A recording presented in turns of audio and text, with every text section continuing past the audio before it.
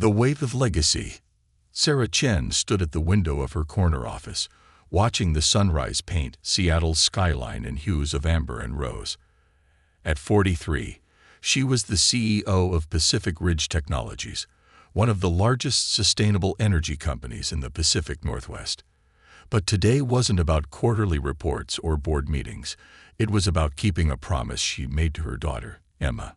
"Mom, are you sure about this?" Emma's voice carried from the doorway, causing Sarah to turn. At 12, Emma was already showing signs of the quiet confidence that Sarah's own mother had possessed. She stood there in her favorite navy blazer, a deliberate choice to match her mother's corporate attire, her tablet clutched protectively against her chest. "About bringing you to work today?" "Absolutely." Sarah smiled, remembering her own first time seeing her mother's workplace. "Though I have to admit, when I was your age, I spent my first take your daughter to work day hiding under my mother's desk, reading comics." Emma rolled her eyes, but Sarah caught the slight smile tugging at her lips. "Mom, I've been preparing for this. I even made a presentation about renewable energy for my science class last week." Sarah felt a familiar ache in her chest, pride mixed with a touch of concern. Emma had always been serious, perhaps too serious for a 12-year-old. She took after Sarah in that way, always striving to prove herself, to be taken seriously in a world that often dismissed young voices. "I know you have, sweetheart. And today isn't about testing you. It's about sharing something important with you. Remember what Grandma used to say?" Emma nodded, reciting the familiar words. "Leadership isn't about being in charge. It's about taking care of those in your charge." "Exactly." Sarah gathered her things, checking her watch. "We have our all-hands meeting in 30 minutes. Ready to see how we run things around here." As they walked through the office, Sarah noticed how Emma absorbed everything. The open floor plan with its living walls of plants, the solar panels that powered their building, the collaborative spaces where engineers and designers huddled over projects. But she also noticed something else. The way some employees straightened their posture as they passed, their smiles a touch too bright, their greetings a bit too eager. "Why do they look nervous?" Emma whispered as they passed another group of workers who quickly dispersed at their approach. Sarah sighed, keeping her voice low. "Sometimes people forget that leaders are just people too. They see the title, not the person." They reached the main conference room, where department heads were already gathering for the monthly all-hands meeting. Sarah had been planning to have Emma sit quietly and observe, but looking at her daughter's eager expression, she had a better idea. "Emma, would you like to help me run this meeting?" Emma's eyes widened. "Really? But what would I do?"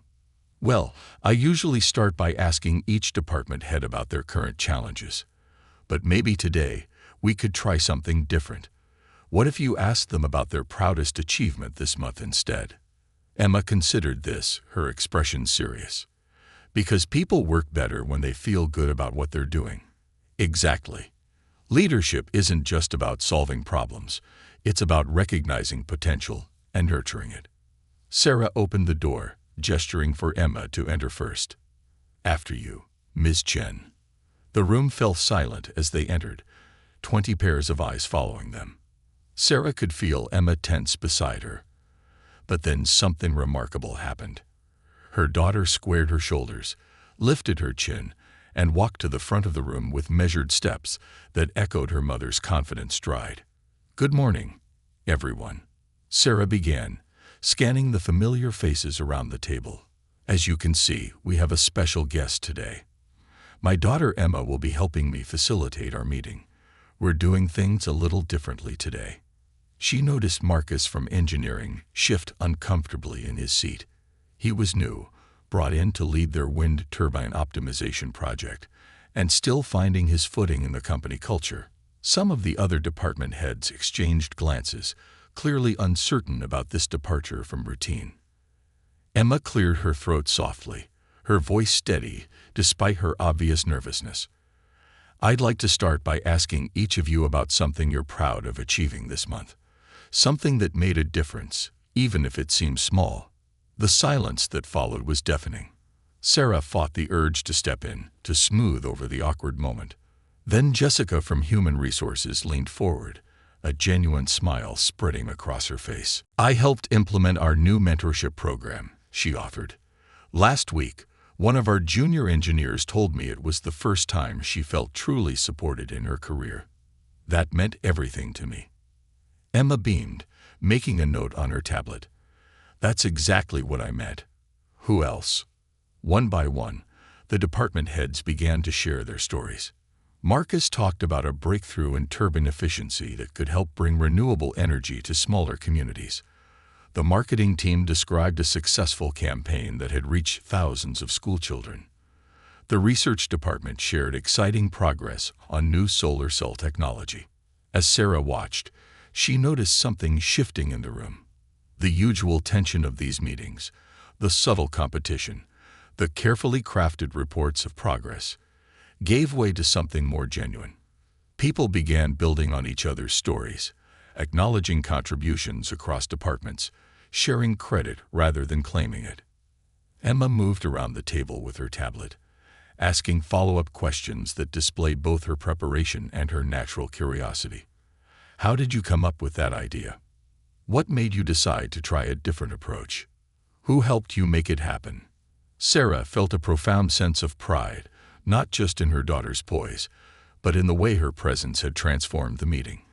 Emma's genuine interest and lack of pretense had created a space where people felt safe to be real, to share not just their successes but the journey behind them.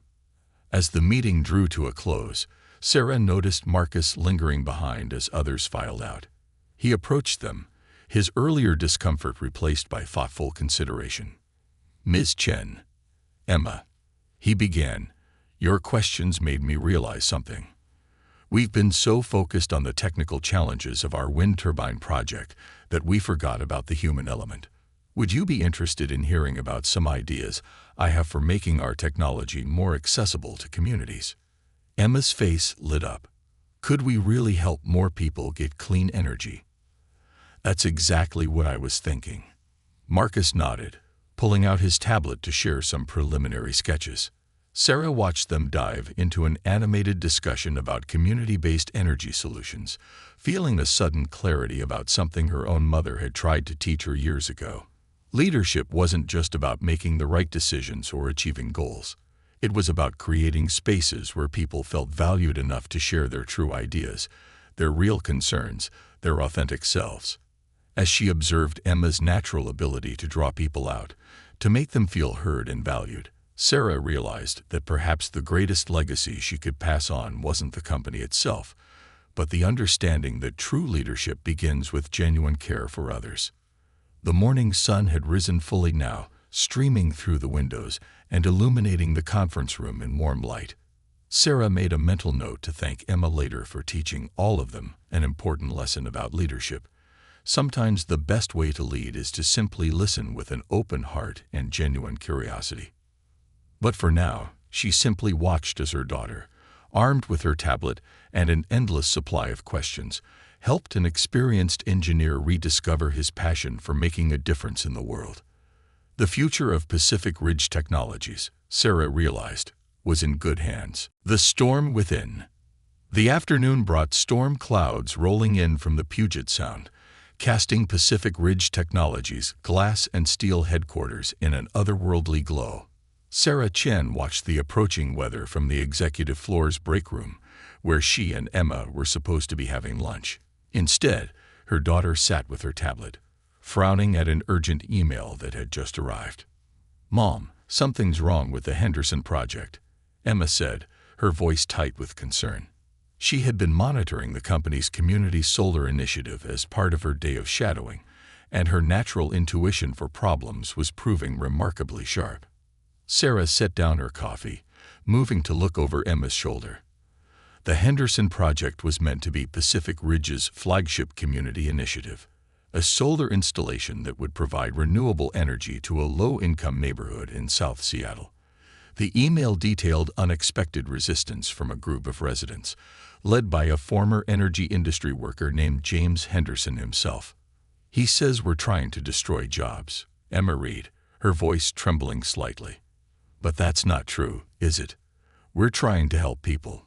Before Sarah could respond, Diana Martinez, their head of community relations, burst into the break room. Her usually impeccable appearance was slightly disheveled, and she clutched a stack of papers that looked like protest flyers. "Sarah, we have a situation," Diana began, then noticed Emma and hesitated. "Perhaps we should discuss this privately." Sarah glanced at her daughter, seeing the same determination she often saw in the mirror. "Emma stays," she decided. "She's already aware of the situation, and I think we could use a fresh perspective." Diana nodded, spreading the flyers across the break room table. They showed crude drawings of Pacific Ridge's solar panels, with dark clouds looming over houses, accompanied by text claiming the company was trying to gentrify the neighborhood and drive out longtime residents. "James Henderson has organized a community meeting for this evening," Diana explained. "He's convinced people that our solar initiative is the first step in a corporate takeover of their neighborhood. The fact that we're a big company working with the city, it's not helping our case." Emma studied the flyers, her brow furrowed in concentration. "These people are scared," she said quietly, "just like how some of the employees were nervous around you this morning, Mom, but for different reasons."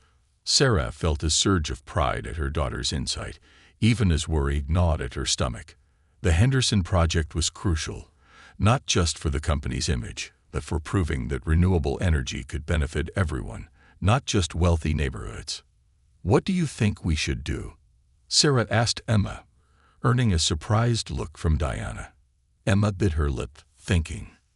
"Well, when I was nervous about my science presentation last week, what helped was talking to my class beforehand, learning what they already knew about renewable energy. Maybe we need to listen to them first." Diana's eyes widened. "Actually, that reminds me of something from my community organizing days. We always started with listening sessions, not presentations. We've been so focused on showing them what we can offer that we haven't really heard their concerns." Sarah stood up, decision made. "Diana, cancel our presentation for tonight's meeting. Instead, we're going to attend as guests. No PowerPoint, no corporate materials. Just us, there to listen." "Us?" Emma asked, hope creeping into her voice. "Yes, us, if you want to come. But Emma, it might get uncomfortable. People might be angry." Emma squared her shoulders. "Grandma always said that the hardest conversations are usually the most important ones." As they prepared to leave for the meeting, the storm finally broke over Seattle, rain drumming against the windows. Sarah watched Emma gather her things, struck by how this day was turning out so differently than she'd planned. She'd wanted to show her daughter the polished, successful side of leadership. Instead, they were heading into the messiest kind of corporate crisis, one where there were no clear villains, just people with valid fears and conflicting needs. The community center was packed when they arrived, the rain having done nothing to dampen the turnout. Sarah recognized James Henderson immediately, a tall man in his 50s with graying hair and calloused hands that spoke of decades of physical labor. He stood at the front of the room, his presence commanding attention even before he spoke. Well, he said as Sarah, Emma, and Diana entered. "Look who's decided to grace us with their presence. Come to tell us all about progress and the greater good." The room tensed, but before Sarah could respond, Emma stepped forward, her voice clear despite her obvious nervousness. "Actually, we came to listen. I'm Emma, and this is my mom. We want to understand why you're worried about the solar project." The directness of her approach seemed to catch Henderson off guard. He looked at Emma, then at Sarah, his expression shifting slightly. "Your daughter?" he asked, receiving a nod in response. "Huh. Didn't expect the CEO to bring her kid to something like this.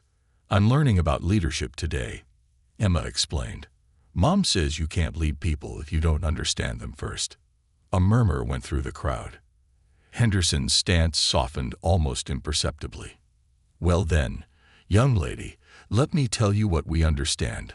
I worked power plants for 30 years. Good job, union benefits, supported my family. Now companies like yours come in talking about clean energy and progress, but what about the people whose lives were built on the old system? What about our jobs, our community? Emma listened intently, making notes on her tablet. That makes sense, she said when he finished. You're not really against solar power, are you? You're afraid of losing your home and your way of life. The room grew quiet. Henderson looked at Emma for a long moment, then laughed. A sound of surprise more than humor. Out of the mouths of babes, he said, shaking his head. Yeah, kid, that's exactly it. Sarah stepped forward then, seeing an opening. Mr. Henderson, what if we could work together on this? Your experience in the power industry is valuable. We don't want to destroy jobs. We want to create new ones. But we need help understanding how to do that in a way that benefits your community. Pretty words, Henderson replied, but his tone had lost some of its edge. What exactly are you proposing? A partnership, Sarah said.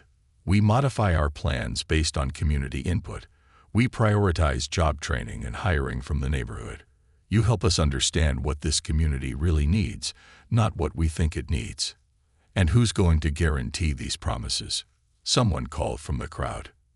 Emma raised her hand. I will, she said, causing several people to chuckle. I mean it. I'll keep track of everything we discuss tonight. And I'll come to every community meeting to make sure we're doing what we promised. Mom always says a leader's word has to mean something. The rain continued to drum against the community center's roof, but inside, the atmosphere had shifted. What had started as a confrontation was becoming a conversation. People began sharing their stories, their fears about change, their hopes for their children's futures, their ideas for how renewable energy could work for them, not against them. As the meeting went on, Sarah watched her daughter move through the crowd, tablet in hand, listening to everyone who wanted to speak. She saw how people responded to Emma's genuine interest, how her presence seemed to remind them that they were all working toward a future that would belong to the next generation. By the time the rain cleared, 3 hours later, they had the beginnings of a new plan, one that would make the Henderson project truly collaborative. But more than that, they had begun to bridge a gap that no amount of corporate presentations could have crossed. As they drove home through the wet Seattle streets, Emma looked up from her tablet, where she'd been organizing her notes. Mom, she said thoughtfully, I think I understand something else Grandma used to say now. What's that, sweetheart? She said that sometimes the best way to lead is to let other people show you the way. Sarah smiled, thinking of how this day had transformed from a simple take your daughter to work exercise into something far more meaningful. Your grandmother would have been very proud of you today, Emma. You showed all of us something important about leadership. What's that? That sometimes the youngest voices can ask the oldest questions and help us find new answers. The city lights reflected off the wet pavement, creating rivers of gold that seemed to point toward a future neither of them could fully see yet, but one they were now more prepared to build together. The hidden current. The next morning dawned crisp and clear, Seattle's skyline sharp against the washed clean sky. Sarah Chen arrived at Pacific Ridge Technologies earlier than usual, Emma beside her, both still processing the events of the previous evening. But any hopes of a quiet start to the day vanished when they stepped off the elevator to find Marcus, their head of engineering, pacing outside Sarah's office. We have a problem with the Henderson prototype, he blurted out, his usual composed demeanor fractured by obvious distress. The efficiency ratings we projected, they're not holding up in the latest tests. Sarah felt her stomach tighten, but before she could respond, Emma stepped forward. Is this about the new solar panels you showed me yesterday? The ones designed specifically for the community project? Marcus nodded, relief flickering across his face at having someone understand immediately what he was talking about. The ones we developed to work better in Pacific Northwest weather conditions. We thought we'd cracked it, but he handed Sarah a tablet displaying graphs that told a disturbing story. The panels are only operating at 60% of projected efficiency, Sarah read aloud, her voice steady despite the implications. After last night's breakthrough with the community, this technical failure felt like a cruel twist of fate. May I see? Emma asked, reaching for the tablet. Sarah handed it over, watching as her daughter's eyes scanned the data. Emma had inherited her grandmother's gift for patterns, something that continually surprised those who underestimated her. These readings, Emma's brow furrowed. They're from yesterday, during the storm. Marcus blinked. Yes, but... And here, Emma pointed to another set of numbers. This was from last week when it was sunny. But what about the in-between days? The normal Seattle weather? Sarah and Marcus exchanged looks. We focused our testing on extreme conditions, Marcus admitted, maximum sunlight and severe weather. But that's not how Seattle usually is, Emma said, her voice gaining confidence. It's mostly just gray. Like Grandma used to say about Seattle, it's not the rain that gets you, it's the constant in-between. Sarah felt a spark of hope. Marcus, could that be the issue? Did we optimize for the wrong conditions? Marcus ran a hand through his hair. Actually, yes.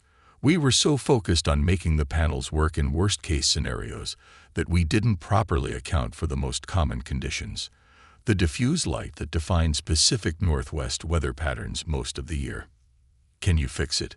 Sarah asked, already mentally calculating how this would affect their timeline with the Henderson community. Marcus hesitated. Yes, but we'll need to basically restart the testing phase. That means delays, additional costs. He trailed off, aware of how this would sound to the CEO. Emma, who had been quiet for a moment, suddenly spoke up.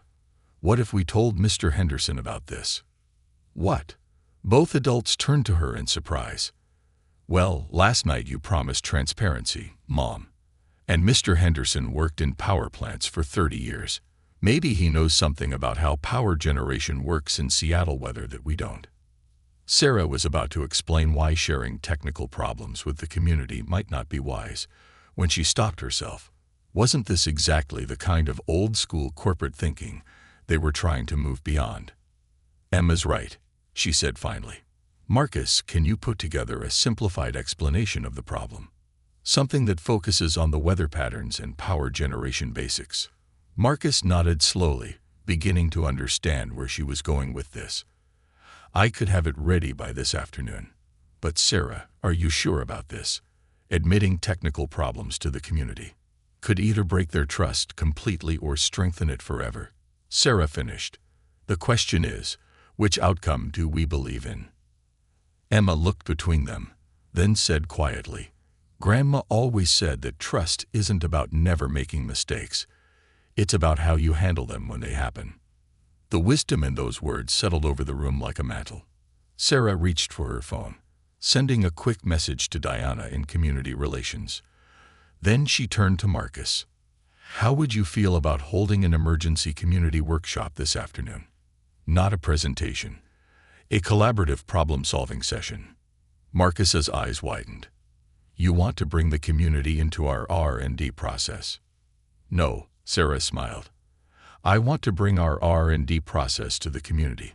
There's a difference. The community center was quieter this afternoon than it had been the previous night, but the tension in the air was just as thick.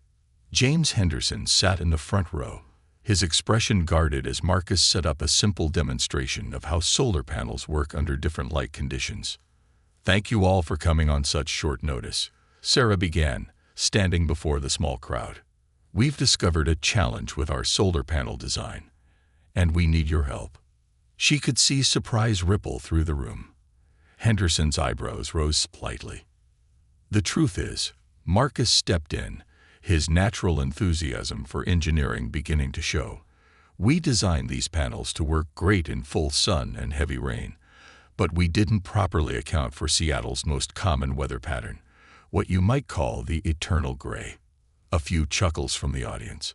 Henderson nodded slowly, recognition dawning in his eyes. Sounds familiar, he said. Had similar issues with traditional power generation. Seattle weather patterns are unique. They affect everything from power demand to generation efficiency. For the next 2 hours, the community center transformed into an unlikely think tank. Henderson and several other former power plant workers shared their decades of experience dealing with Pacific Northwest weather patterns. Marcus and his team explained the technical challenges they were facing, using simple analogies and hands-on demonstrations. Emma moved through the crowd with her tablet, recording ideas and making connections that the adults sometimes missed. "Mr. Henderson," she called out at one point, "when you mentioned the seasonal patterns affecting power demand, could that help us design a more flexible system?" Henderson's face lit up. "Now that's thinking like a power engineer, kid." In fact, he walked to the whiteboard, beginning to sketch out a diagram that had Marcus reaching for his notebook with growing excitement. By the end of the session, they had not only identified the problem more clearly but had the beginnings of several possible solutions, ideas that combined Pacific Ridge's cutting-edge technology with generations of local power generation experience. This is more than just fixing a technical problem, Sarah realized as she watched Henderson and Marcus huddled over calculations, their earlier antagonism forgotten in the face of a shared challenge. This is about bridging the gap between old and new, between corporate knowledge and community wisdom. Emma, who had been updating her notes, looked up with a smile. "Like how Grandma used to say that every problem is an opportunity to build a stronger foundation." "Exactly like that," Sarah agreed, watching as her daughter returned to the group, asking questions that kept the discussion flowing and the ideas coming. As the afternoon light began to fade, another characteristic Seattle gray, Sarah found herself standing next to Henderson, both of them watching the ongoing collaboration between community members and Pacific Ridge engineers. "You know," Henderson said quietly, "when you first proposed this project, I thought it was just another corporate takeover dressed up in green. But this," he gestured to the scene before them, "this is different." "How so?" "You're not just trying to replace the old with the new. You're trying to build something that takes the best of both." He paused, then added with a slight smile, "Your daughter gets that instinctively. Reminds me of how I used to think, back when I first started in power generation. Always looking for connections instead of conflicts." Sarah watched as Emma showed an elderly former plant worker how to use her tablet to model solar panel angles, while the woman shared stories about how weather patterns had changed over her 40 years in the industry. "Sometimes," Sarah said, "it takes a child's perspective to remind us of what we already know but have forgotten." Henderson nodded. "Leadership isn't about having all the answers, is it? It's about being willing to ask the right questions and listen to the answers, no matter where they come from." As they began packing up for the day, Sarah noticed Emma adding one final note to her tablet. "What are you writing?" she asked. "Something Grandma told me once," Emma replied. "She said that the strongest bridges are built by people who are willing to start from both sides and meet in the middle." Sarah wrapped an arm around her daughter's shoulders, thinking about how this day had transformed their understanding of not just technical problems, but human ones as well. The path forward wasn't about choosing between old and new, tradition and progress. It was about finding ways to weave them together into something stronger than either could be alone. The unexpected alliance. The breakthrough with the Henderson project brought unexpected attention to Pacific Ridge Technologies. As Sarah drove to work with Emma the next morning, her phone wouldn't stop buzzing with notifications. News of their unconventional community collaboration had spread through industry circles, drawing both praise and criticism. "Mom, look." Emma held up her tablet, showing a trending article titled, "Corporate Giant Turns to Community for Innovation.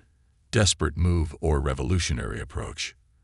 The subtitle read, "Pacific Ridge Technology CEO Sarah Chen involves local residents, including former fossil fuel workers, in solving renewable energy challenges." Sarah sighed, pulling into her reserved parking space. "Well, that didn't take long." "Is it bad?" Emma asked, picking up on her mother's tension. "I thought what we did yesterday was good." "It was good, sweetheart. But sometimes when you do things differently, it makes people uncomfortable. Sarah paused, choosing her words carefully, especially people who have a lot invested in doing things the old way. As if to prove her point, they arrived at her office to find Diana waiting with a stack of messages. "The board wants an emergency meeting," she announced without preamble. "And Victoria Sterling is here." Sarah felt her stomach drop. Victoria Sterling was the CEO of Sterling Energy, one of the largest traditional energy companies in the country. She was also known for her aggressive opposition to renewable energy initiatives. "She doesn't have an appointment," Diana added, but before she could continue, Victoria Sterling herself strode into the office, her designer suit and perfectly coiffed silver hair radiating authority. "Sarah Chen." Victoria's voice carried the cultured accent of old money. "I believe we need to talk about what you're doing in Seattle." Emma, who had been quietly observing, suddenly stepped forward. "Hello, Miss Sterling. I'm Emma Chen. Would you like some tea while you talk with my mom? I was just about to make some using our solar-powered kettle." Victoria blinked, clearly thrown off balance by the young girl's presence and poise. Yes, thank you," she replied automatically, then turned back to Sarah. "Your daughter." Sarah nodded, proud of Emma's diplomatic instinct. "She's been learning about leadership this week. Please, have a seat." As Emma busied herself with the tea setup in the corner of the office, a habit she'd picked up from her grandmother, Victoria got straight to the point. "You're disrupting the entire industry, Sarah. This community collaboration model you're developing, it's dangerous. It sets expectations that other companies can't meet, and involving former fossil fuel workers.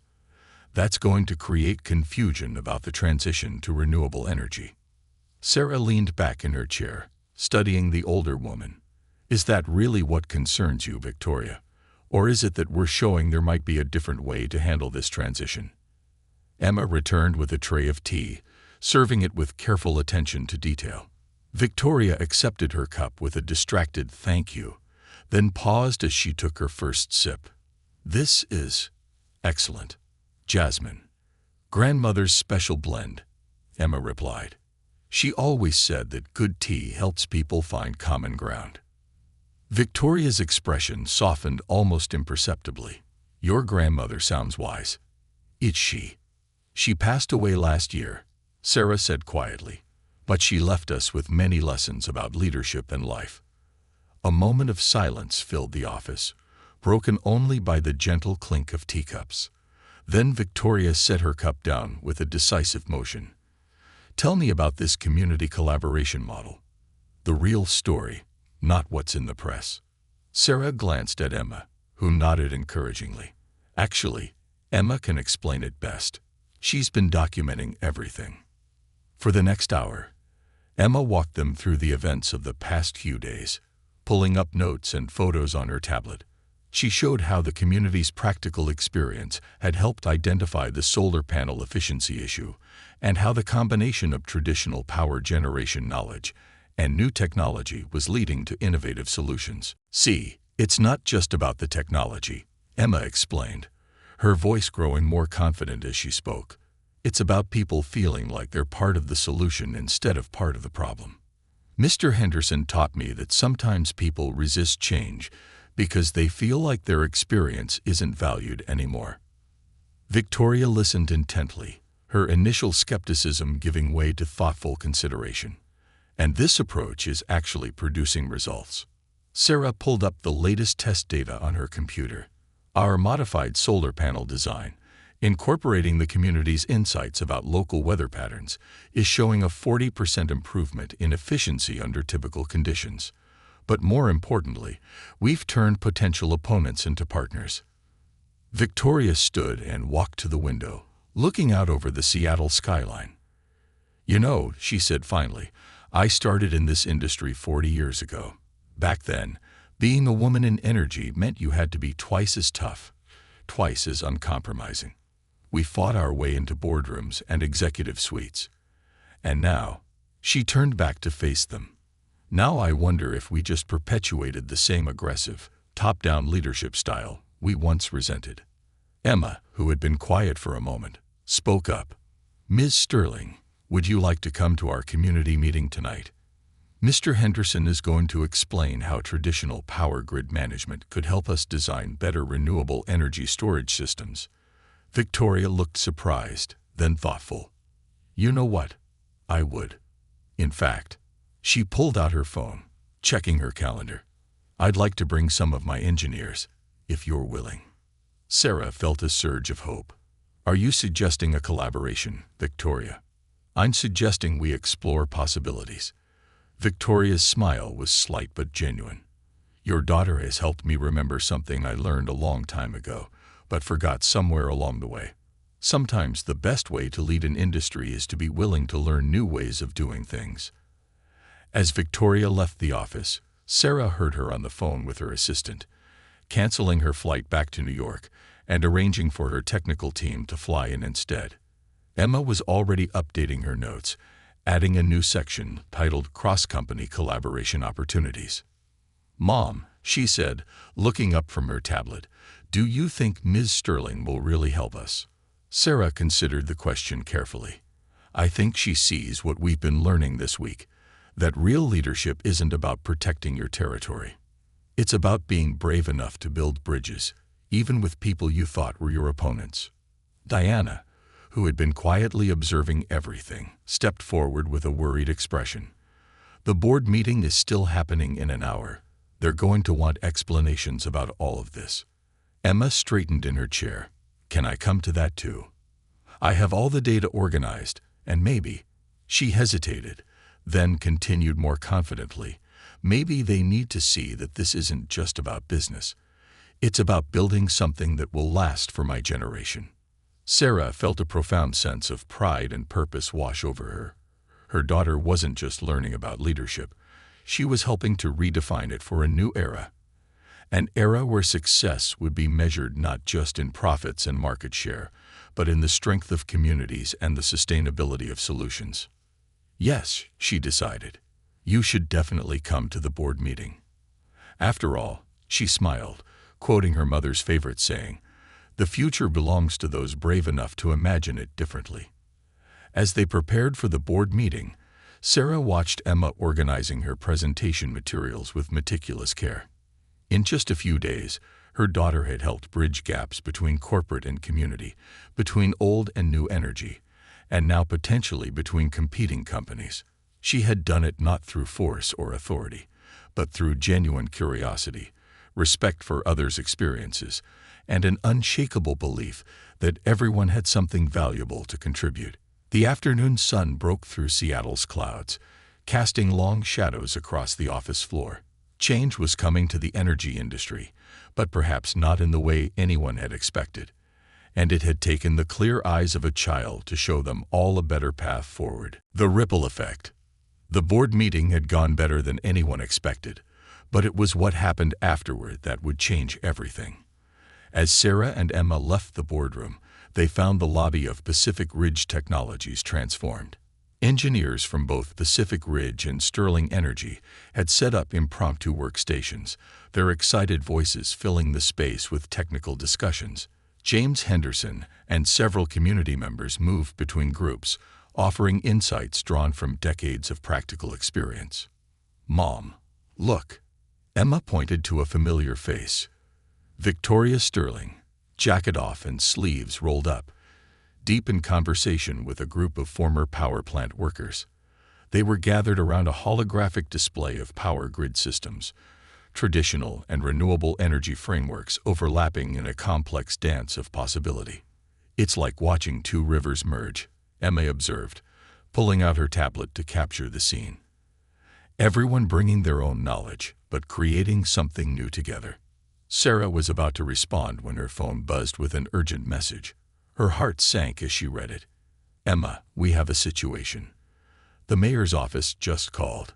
There's opposition forming to our project. Big opposition." "What kind of opposition?" "Global Tech Energy. They're one of the largest energy conglomerates in the world, and they're claiming our community collaboration model violates industry standards and safety protocols. They're trying to shut us down." Emma's face fell, but then brightened with an idea. "Mom, remember what Grandma used to say about big waves?" Sarah smiled, despite her worry. "That they're just lots of little ripples working together." "Exactly. We've been making ripples all week. With the community, with Miss Sterling, with the engineers. Maybe we need to make more." Before Sarah could respond, Victoria Sterling approached them, her expression serious. "I just heard about Global Tech's move. Sarah, Emma, I think your daughter might be onto something. What if we turned those ripples into a tsunami?" Over the next few hours, an extraordinary plan took shape. Victoria reached out to her industry contacts, other medium-sized energy companies that had been struggling to compete with Global Tech's dominance. James Henderson mobilized community leaders from other neighborhoods interested in renewable energy initiatives. Pacific Ridge's engineers worked with Sterling's team to document how community input had actually improved safety protocols, not compromised them. Emma, watching it all unfold, had an inspiration. What if we didn't just defend ourselves? What if we showed everyone a new way forward? She pulled up a presentation on her tablet, one she'd been working on quietly throughout the week. It outlined what she called the Community Innovation Network, a framework for collaboration between energy companies, local communities, and technical experts. See, everyone's been thinking it has to be either big companies or local communities, old energy or new energy, she explained, her voice growing more confident as heads turned to listen. But what if it could be all of us working together? Victoria studied the presentation, her expression thoughtful. This could work, but we'd need to move fast. Global Tech's legal team won't wait. Then let's not wait either, Sarah decided. She turned to Diana. "Can you arrange a press conference for tomorrow morning? And we'll need the community center again tonight." The next few hours were a whirlwind of activity. The community center filled with an unlikely alliance of corporate executives, engineers, community activists, and former power plant workers. Emma moved between groups, her tablet becoming a bridge between different perspectives and ideas. Late into the evening, as they refined their strategy, Emma noticed something remarkable. The language people were using had changed. Instead of us versus them, she heard phrases like "our project" and "our future." Even Victoria Sterling, known for her corporate warrior reputation, was talking about community-driven innovation with genuine enthusiasm. As midnight approached, Sarah found Emma curled up in a corner, still making notes on her tablet. "Sweetheart, you should get some rest. Tomorrow's going to be a big day." Emma looked up, her eyes bright despite her obvious tiredness. "Mom, do you think we can really do this? Change how the whole industry works?" Sarah sat down beside her daughter, thinking about how much had changed in just a few days. "You know what I think? I think sometimes the biggest changes start with the smallest acts of courage, like a young girl asking questions that adults were afraid to ask." The next morning dawned clear and crisp. The steps of City Hall were packed with reporters and cameras. Sarah stood at the podium, Emma and Victoria on one side, James Henderson and community leaders on the other. Behind them stood a united front of engineers, workers, and executives from multiple energy companies. "We're here today," Sarah began, "to announce something unprecedented in our industry. But first, I'd like my daughter Emma to explain how we got here." Emma stepped forward, her tablet in hand but speaking from the heart. "A week ago, I thought leadership was about having all the answers. But what I've learned is that real leadership is about asking the right questions and being brave enough to listen to all the answers, even the ones that challenge what we think we know." She went on to explain their new model, how it had already produced technical breakthroughs, and how it could transform the energy industry. As she spoke, Sarah watched the reporters' expressions change from skepticism to interest to excitement. Victoria stepped up next, her presence commanding attention. "For too long, we in the energy industry have operated on a model of competition and control. Today, we're choosing a different path." She announced that Sterling Energy, along with 5 other medium-sized energy companies, would be adopting the Community Innovation Network model. James Henderson took the microphone last, his weathered face earnest. "I've worked in energy all my life. Never thought I'd be standing here with corporate executives, talking about the future. But thanks to a little girl who wasn't afraid to ask why we couldn't work together, we're building something new. Something that respects the past while embracing the future." As the press conference ended, a reporter called out one final question. "Ms. Chen, aren't you worried about Global Tech's legal threats?" Sarah felt Emma slip her hand into hers and squeeze it gently. She smiled, remembering something her mother used to say. "You know, my mother taught me that the strongest position isn't the one that stands alone, but the one that stands together with others. Today, we're not just one company taking a stand. We're communities and companies working together for a better future. And that's a force more powerful than any legal threat." The ripple effect was immediate. By nightfall, social media was buzzing with the hashtag #CommunityPower. Other communities reached out, wanting to be part of the network. More energy companies expressed interest in joining the alliance. Back at the community center that evening, Emma sat with Sarah, Victoria, and James, watching as teams continued to work together, barriers between companies and communities dissolving in the face of shared purpose. "You know what this reminds me of?" Emma said, pulling up an old photo on her tablet. It showed her grandmother standing in front of her first business, a small bookstore that had grown into a community hub. Grandma always said that a business was only as strong as its connection to the community it served. Victoria smiled, her corporate armor completely gone now. "Your grandmother was a wise woman, Emma, and you're carrying her wisdom forward in a way that's changing an entire industry." James Henderson nodded in agreement. "You know, when I first heard about this project, I thought it was the end of everything I'd worked for. Instead, it's become a new beginning, not just for me, but for all of us." Sarah watched as Emma added another note to her tablet, then asked, "What are you writing now?" "Something Grandma told me once," Emma replied. "She said that true leadership isn't about being at the front of the parade. It's about helping others find their music so they can march together." As the Seattle night settled around them, the community center hummed with the energy of possibility. The old barriers between corporate and community, between tradition and innovation, were dissolving into something new and powerful. And it had all started with a child's simple question: why can't we work together? The legacy of tomorrow.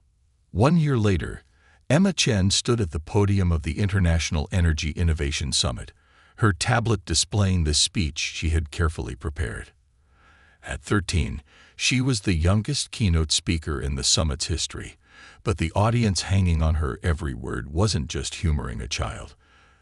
They were listening to someone who had helped revolutionize an industry. "A year ago," she began, her voice clear and confident, "I thought I was just going to see where my mom worked. Instead, I learned that sometimes the biggest changes start with the smallest questions." The massive convention center was packed with energy industry leaders, community representatives, and sustainability experts from around the world. In the front row, Sarah Chen sat beside Victoria Sterling, both beaming with pride. James Henderson was there too, now the director of Pacific Ridge's Community Integration Program, along with representatives from dozens of communities that had adopted what was now known as the Henderson-Chen model of energy development. The Community Innovation Network that started in one Seattle neighborhood now connects over 300 communities across 6 countries. Emma continued, pulling up a dynamic map on the giant screen behind her. But more importantly, it has changed how we think about progress itself. Glowing lines connected dots across the map, representing the flow of ideas, innovations, and collaboration between communities and companies. Each point of light represented a story of transformation. Last month in Detroit, former auto workers helped design a new electric vehicle charging system that works better in extreme weather conditions. In Glasgow, Scotland, third-generation coal miners are now leading the development of geothermal energy projects. In Mumbai, India, Local fishing communities are helping perfect offshore wind turbine placement to protect marine ecosystems. Emma paused, switching to a series of photographs. Real people, real communities, real change. These aren't just success stories.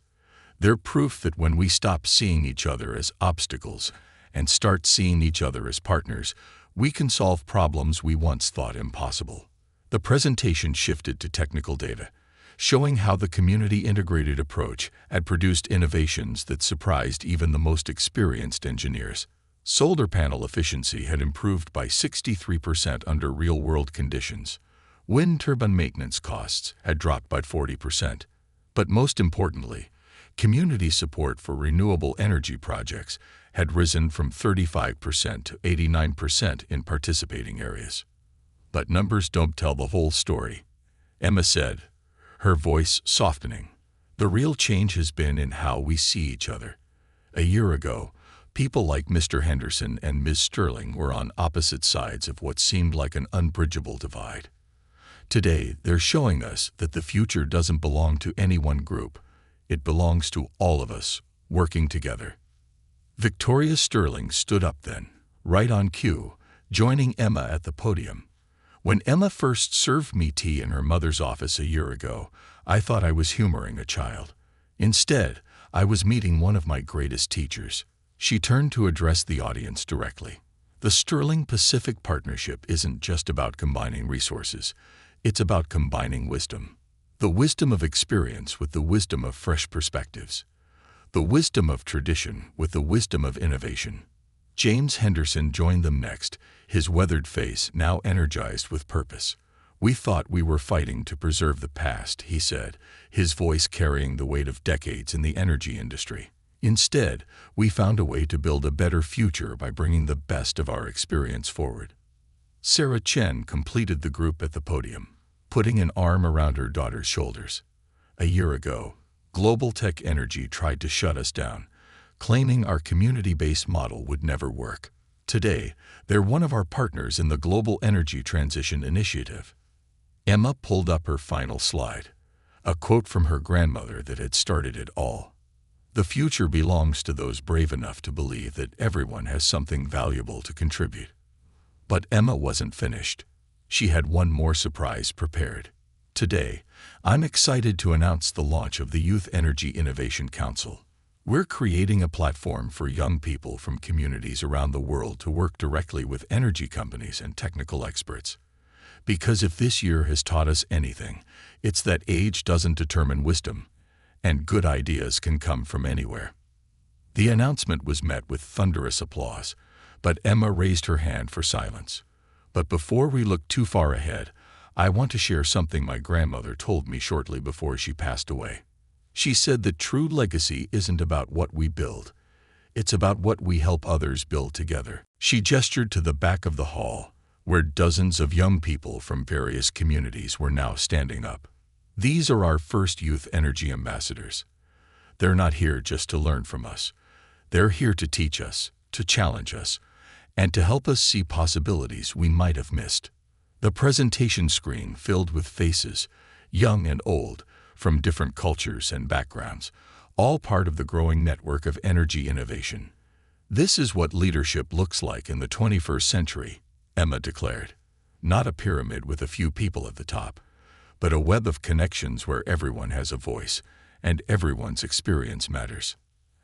As the summit continued, breakout sessions filled with unlikely combinations of participants, corporate executives brainstorming with community activists, engineers learning from traditional knowledge keepers, young innovators challenging established practices while respecting the wisdom of experience. Later that evening, at a quiet celebration in the community center where it all began, Emma found a quiet moment with her mother. The center had been transformed over the past year, now serving as both a local gathering space and a global innovation hub, with screens connecting it to similar centers around the world. "Mom," Emma said, looking around at the diverse group of people chatting and collaborating, "do you think Grandma would be proud of what we've built?" Sarah watched as Victoria Sterling and James Henderson demonstrated their latest hybrid energy storage system to a group of enthusiastic young engineers. She saw community members who had once opposed the project now leading workshops on integrating traditional knowledge with new technology. She noticed how the boundaries between companies, communities, and generations had blurred into something new and powerful. Your grandmother once told me that the measure of true leadership isn't in what you achieve alone, but in how many people you inspire to achieve their own dreams, Sarah replied. By that measure, sweetheart, I think she'd be more than proud. I think she'd say you've shown us all what leadership really means. Emma opened her tablet one last time that evening, adding a final note to the journal she'd been keeping since that first day in her mother's office. Under the date, she wrote, "Grandma always said that kindness echoes. When we're brave enough to listen to each other, to value each other's experiences, and to believe in each other's potential, those echoes become a symphony. And in that symphony, we find the power to change not just an industry, but the world itself. This isn't the end of our story. It's just the beginning of a much bigger one. And the best part is, everyone's invited to help write it." The Seattle night sparkled with possibility, and somewhere in the gentle hum of sustainable energy powering the community center, in the excited voices of young innovators and experienced mentors working together, in the proud smiles of parents watching their children take on leadership roles they'd never imagined possible, the echo of kindness continued to ripple outward, transforming the future one connection at a time. The end.